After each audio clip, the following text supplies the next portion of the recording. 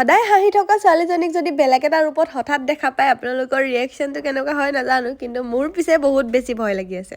আমাৰ পিছে আহি পোৱাত অলপ দেৰিয়ে হ'ল নেকি, কাৰণ ছাৰহঁত আহি আগতীয়াকৈ বহি আছে। সাধাৰণতে আমাৰ কলেজবিলাকত যেতিয়া কিবা এটা প্ৰগ্ৰেম পতা হয়, ষ্টেজতকৈ বেছি ষ্টেজৰ তলতহে আমাৰ উৎপাতবোৰ বেছি হয়। সেইকাৰণে যিকোনো এটা গান বাজিলেই আমি ৰৈ থাকিব নোৱাৰোঁ, এপাক হ'লেও নাচিমেই। মেকআপে আমাক কিমান সলনি কৰি দিব পাৰে চাওকচোন। অলপ আগত কেনেকুৱা আছিলোঁ আৰু হঠাৎ লুকটো বেলেগ হৈ থাকিল।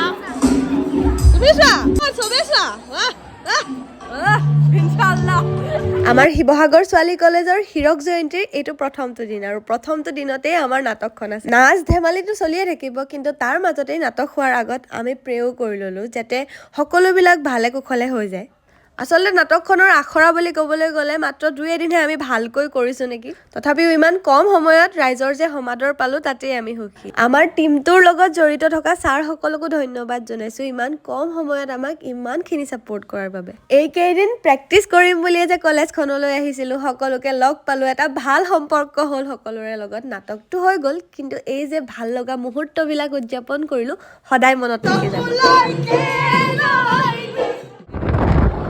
এইফালে আমাৰ চন্দা মামা আৰু আমি এটা চুনচান ৰাস্তা নহয় আৰু ৰাতি দেৰি হৈছে কাৰণে লাগিছে তেনেকুৱা গৈয়ে আছো নাপাইছোহে